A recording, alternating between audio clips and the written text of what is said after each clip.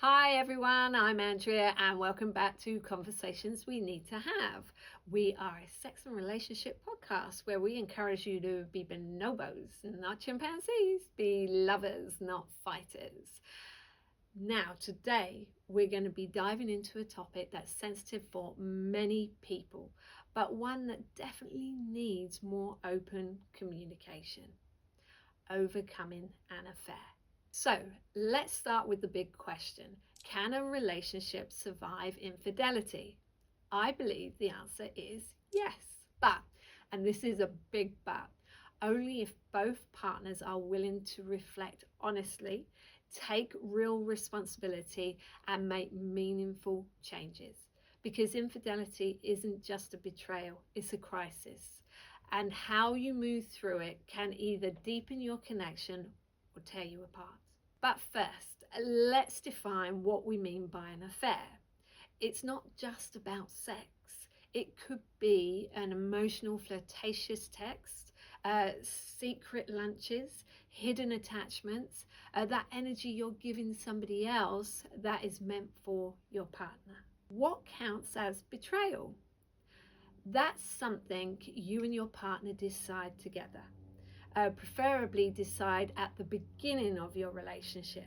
The key is whether trust has been broken and whether emotional safety has been compromised. Why do affairs happen?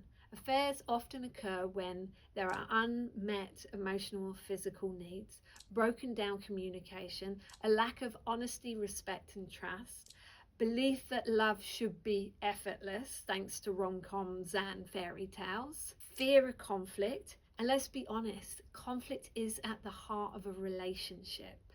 Avoid it and things build up underneath the surface. And sometimes it's deeper. Childhood experiences of infidelity, wounds from the past that have not been processed. That's why I strongly encourage couples to explore their personal histories. It won't make the betrayal less painful, but it might help create understanding and perhaps even empathy. When couples come to me after an affair, I don't take sides. I'm not here to tell you whether you stay or whether you go. My job is create a safe space where both people can speak honestly and be heard. I don't label anybody as the villain or as the victim. I help both parties take responsibility, not for the affair, but for what broke down in the relationship leading up to it. Yes, the partner who cheated made that choice. They need to own that.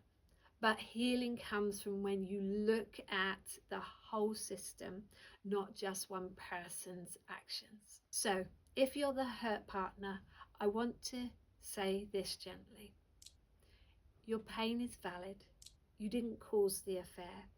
But if you're choosing to rebuild, you'll both need to examine how the relationship got to that place together. To the partner that stepped outside the relationship, you're probably desperate to move forwards.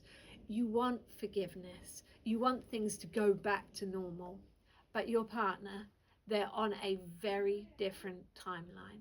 They may feel shattered, angry, confused, afraid.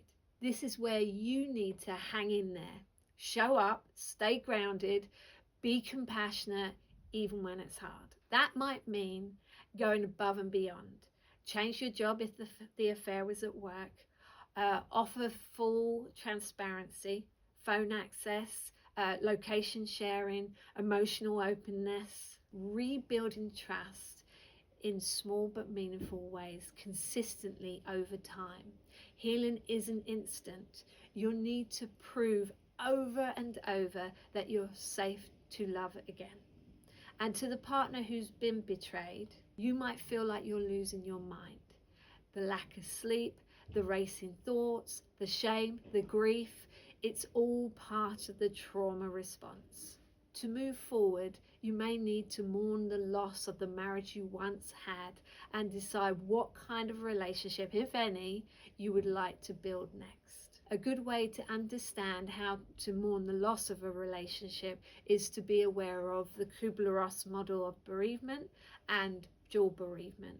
There's a previous short episode to explain these further. You might feel a loss of identity, a loss of specialness, a loss of self-respect or clarity. You may even question your worth or whether you'll ever love or be loved again. Please hear this. You are not broken, you are not alone, and you can heal. If you're feeling hopeless, if thoughts of suicide creep in, know that you're not weak, you're overwhelmed. Depression clouds everything, but what you want to end isn't your life, it's the pain. If that resonates with you, please reach out for help via counselling, Samaritans, or speaking to your GP. You matter. Don't suffer in silence. Now, do you share your pain with your partner? Yes, but in a way that invites understanding, not blame. You need to know that that person is willing to hold space for you, to hear you, to take responsibility. Moving forward, forgiveness isn't forgetting. It's not pretending the affair never happened. It's a process. And for it to be real, your partner has to understand the pain they caused, show genuine remorse, make long-term changes, rebuild trust, meaning building a new relationship, not going back to the old one. And yes, it takes work. It's not glamorous and it's not easy, but with honesty, courage, and a lot of love, some couples can come out stronger than ever. Of course, some relationships don't survive, and if that's your truth, that's okay too. Ending things doesn't mean you've failed. It means you've chosen yourself over the relationship, your integrity, and what feels right for you. Wherever you are in this journey, whether you're in the thick of the heartbreak or starting to rebuild, I want you to know you are not alone. They say you may experience 3 marriages in your lifetime, and sometimes they're all with the same person. And remember, be a bonobo, not a chimpanzee. Be a lover, not a fighter. Thanks for listening. Take care of yourself and keep having the conversations we need to have. And as always, if you've enjoyed what you've heard, please rate, like, and subscribe. It really helps these conversations reach the people who need them most.